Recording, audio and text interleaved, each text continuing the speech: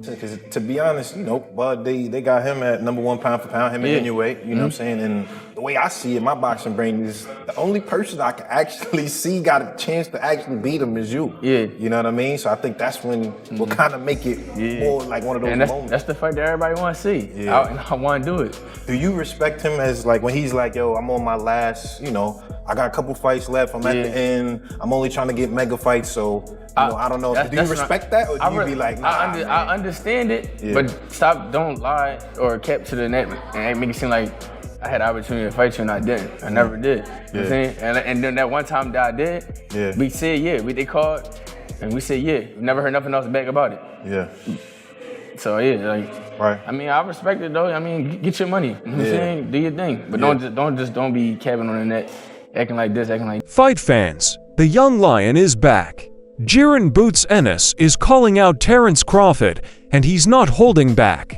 Boots made it clear this is the fight everyone wants, and he's ready to make it happen. About the Terence Crawford fight. I'm tired of answering questions about it.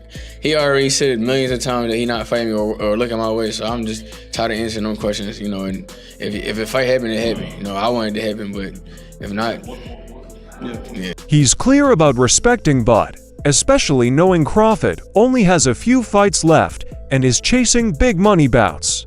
But Boots won't let anyone say he ever backed down. He says the one time his team got a real call, they accepted right away, and then nothing. It's Honda. What does he mean? He said world-class fighter. I guess he's trying to say if you're a world-class fighter. sign a contract. Exactly, sign a contract. If he wanted to fight, he would have stayed at 47. He obviously said he wanted to move up and accomplish to be undisputed at 54 or something like that. So right now we ain't worrying about Crawford. We gonna clean 147 now, then we gonna move to 154. If he there and he got a belt, we coming after him. Simple as that. Boots is basically saying, respect. Do your thing and get your money, but don't act online like I had a chance and blew it. That attitude shows he's not just talking, he's serious. He wants the fight, the spotlight, and most importantly, his shot at the pound-for-pound king before Crawford's legendary career comes to an end. Right now in my career, a lot of people like boost this, boost that, boost this. Fighting Boots is a lose-lose situation. I win, they're gonna say, oh, well, he was young, he wasn't ready.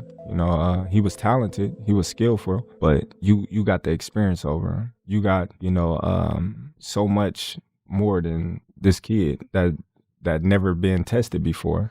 Me fighting Boots will be like, okay, well, you beat Boots. It's not a mega fight. And here's the crazy thing, Boots is out here sounding like he's desperate for that Crawford fight. But on the other side, Bud's chilling, basically saying the window's closed. And honestly, it makes sense. Crawford's moving like the final boss who already beat the whole game. And now everyone wants a piece because he's the payday and the legacy stamp. Virgil had his shot, Boots had his shot, and neither of them took it when it mattered. Guys that see now, they say, oh, he's the ticket. Win, lose, or draw, he's the ticket. I'll fight Terence Crawford. Come on, man. Boots had a chance to fight me. Virgil Ortiz had an opportunity to fight me, but now everybody, I'll fight Terence, or I'm this, I'm that. I'm like, okay, cool. Crawford's basically that teacher who kept offering extra credit all year and nobody bothered. And now everyone wants help the night before the final. But it's too late, he's already on his way out, writing the last chapter of his career. And that's exactly what makes him so dangerous. He doesn't need anyone at this point. They're the ones who need him. That's not chasing fights, that's being the fight. Manager doesn't like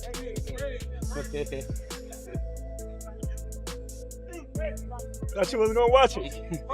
But the truth is, boxing is just as much business as it is talk, and if Boots really wants that fight, he has to do more than post online. He needs to put real offers on the table. Dates, networks, guaranteed money. All the things that actually make a matchup happen. I had y'all opportunity, y'all went elsewhere. But now that y'all see I'm the ticket, now y'all like, oh yeah, we want to fight Terence Crawford. We want Terence Crawford. That's the narrative now. We want to fight Terence. I love the back and forth. But at the end of the day, fights only happen when the money, timing, and egos all match up. Boots calling for it is cool. He's hungry, and his record shows he's serious, but he can't complain about missed opportunities if he's not doing the work to make them real. If he truly wants to be the one to end Crawford's run, then it's time to make the right moves, negotiate smart, promote the fight, and be ready the moment Crawford gives the green light. Because once that bell rings, it's all about legacy, not excuses. Whole lot of sense. And a fight that stylistically would be, oh my goodness, is a fight between Terence Crawford and Jaron Ennis. I think that's going backwards for Terence. To that point, Jaron doesn't have the kind of accolades.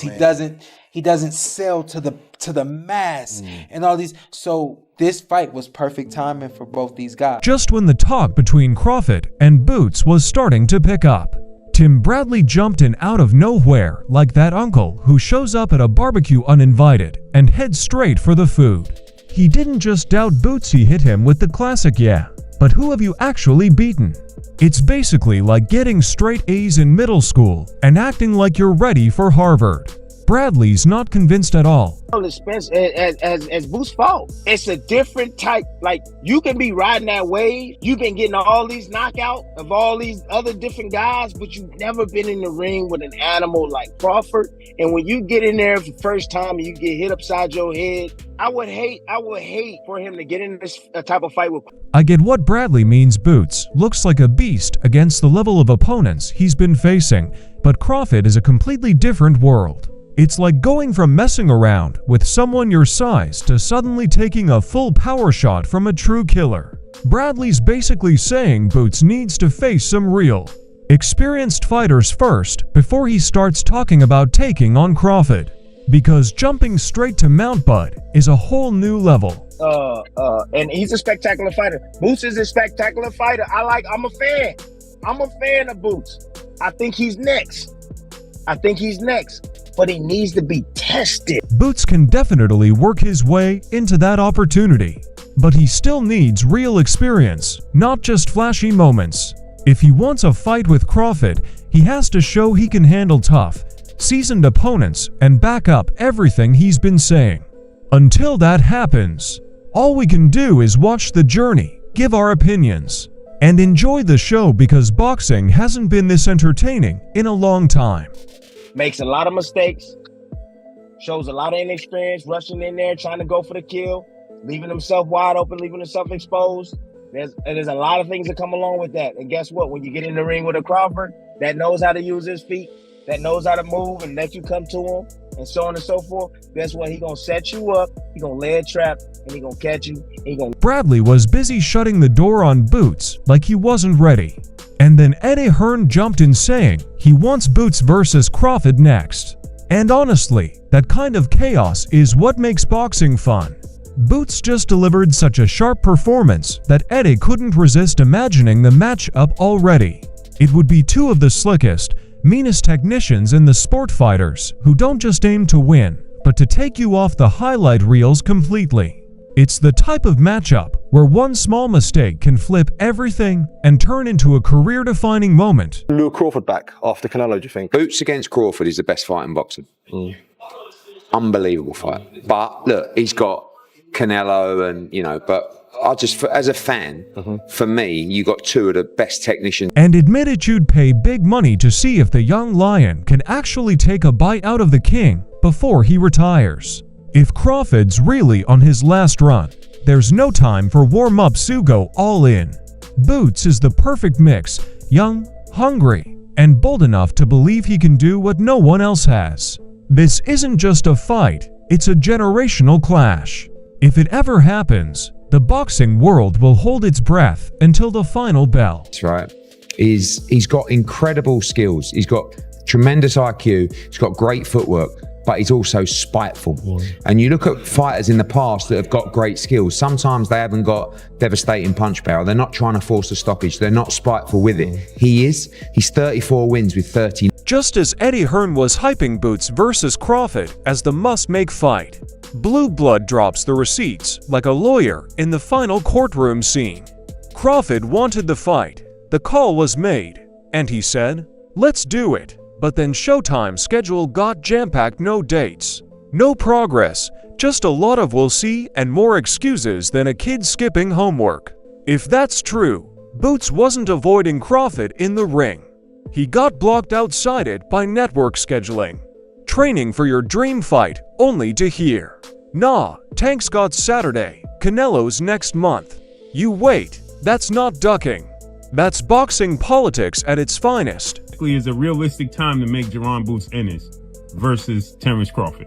This is what Steven Espinosa said. He said there's no dates, and then he said that if they did make the fight, they wanted to be in full control. And then you saw the interview he did where Steven Espinosa said the reality is he did not want to step on the toes of Errol Spence and Al Heyman and make a fight with Jaron Boots Ennis and Terence. Here's the brutal truth.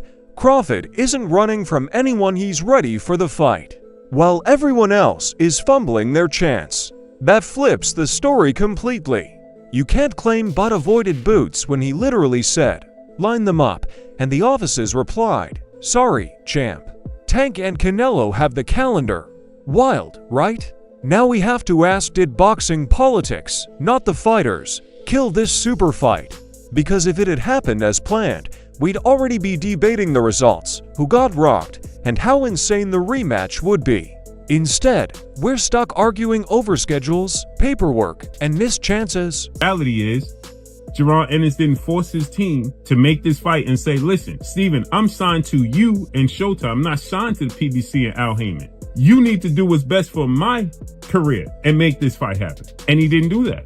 And the rest is history. Terence Crawford moved on. At the end of the day, the real question is this fight about skill or just timing and politics? Boots wants Crawford. Crawford said yes, and then the network shuffled the calendar like a game of musical chairs. Meanwhile, Bradley's calling it out. Eddie's yelling, "Make the fight," and the fans are left hanging. So, is Boots really ready to dethrone Bud, or is this just another "what if" that will live forever in boxing debates? Drop your thoughts, hot takes, and wild predictions in the comments. And don't forget to like, share, and subscribe to Boxing Headquarters. We keep it raw, we keep it savage, and we'll be back breaking down the next drama in this crazy sport.